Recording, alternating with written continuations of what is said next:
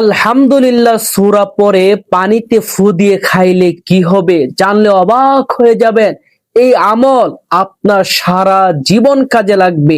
আপনার ছেলের জন্য কাজে লাগবে, আপনার মেয়ের জন্য কাজে লাগবে, আপনার মা বাবা স্ত্রী ভাই বোন সবার জন্য এই আমল কাজে লাগবে। আলহামদুলিল্লাহ সূরা কিন্তু সবাই পারেন, শুধু আজকে 2 মিনিটের নিয়মটা শিখেন। এই আমলের দ্বারা যে আপনার কত বড় উপকার হবে আপনি চিন্তাও করতে পারবেন না। তো আমলটি কিভাবে করবেন এবং এই আমলের দ্বারা কি কি উপকার হবে চলুন আপনাদেরকে বলি। প্রথমে আমি এই আমলের দ্বারা আপনার লাভ কি হবে সেটা বলবো, তারপর আমলটা নিয়ম বলবো।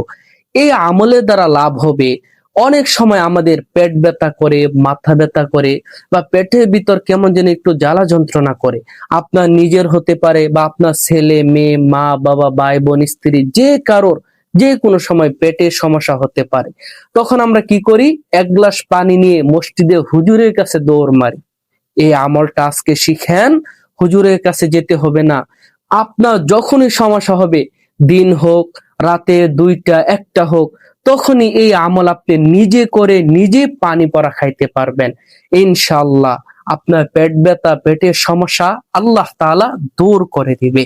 তো আমলটি কিভাবে করবেন চলুন নিয়মটা বলি। ছোট্ট একটা অনুরোধ করব, যারা এমন সুন্দর সুন্দর আমলের ভিডিওগুলো প্রতিদিন দেখতে চান দয়া করে সবাই চ্যানেলটি একটু সাবস্ক্রাইব করে দিবেন প্লিজ। তো চলুন আমলটি কিভাবে করবেন নিয়মটা বলে দিই। আমলটি করার নিয়ম খুবই সহজ। প্রথমে আপনি যদি আপনার নিজের পেট ব্যথা হয় বা যে কারোর পেট ব্যথা হয়, প্রথমে 1 গ্লাস পানি নিবেন, ভালোভাবে অজু করে পবিত্র হয়ে 1 গ্লাস পানি হাতে নিবেন। হাতে নিয়ে আউযুবিল্লাহ বিসমিল্লাহ সহকারে আলহামদুলিল্লাহ সূরা পড়বেন মোট 7 বার। মোট 7 বার পড়বেন আলহামদুলিল্লাহ সূরা আউযুবিল্লাহ বিসমিল্লাহ সহ। পড়ার পরে এবার আপনি পানিতে মোট 3টা ফু দিবেন। আপনার হাতে যে 1 গ্লাস পানি সেখানে মোট 3টা ফু দিয়ে দিবেন।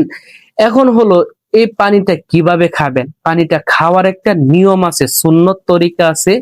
ওই নিয়মে না খাইলে আপনি ফলাফল পাবেন না। তো নিয়মটা বলার আগে ছোট একটা অনুরোধ করব, যারা যারা ভিডিওটি দেখতেছেন ভিডিওতে একটা লাইক করে দিবেন, কমেন্টে একবার আমিন লিখে দিবেন এবং সবাই এই চ্যানেলটি একটু সাবস্ক্রাইব করে দিবেন প্লিজ। এই চ্যানেলে এমন সুন্দর সুন্দর আমলের ভিডিও সব সময় পাবেন যেগুলো আপনার কাজে আসবে। তো এখন পানিটা খাওয়ার নিয়ম হলো, এই 1 গ্লাস পানি একসাথে খাবেন না। পানিটা খাওয়ার নিয়ম হলো আপনি 3 ডুকে পানিটা 3 বারে খাবেন। অল্প একটু খাবেন, একটু আবার বিরতি দিবেন, আবার একটু খাবেন, এইভাবে 3 বারে পানিটা খাবেন।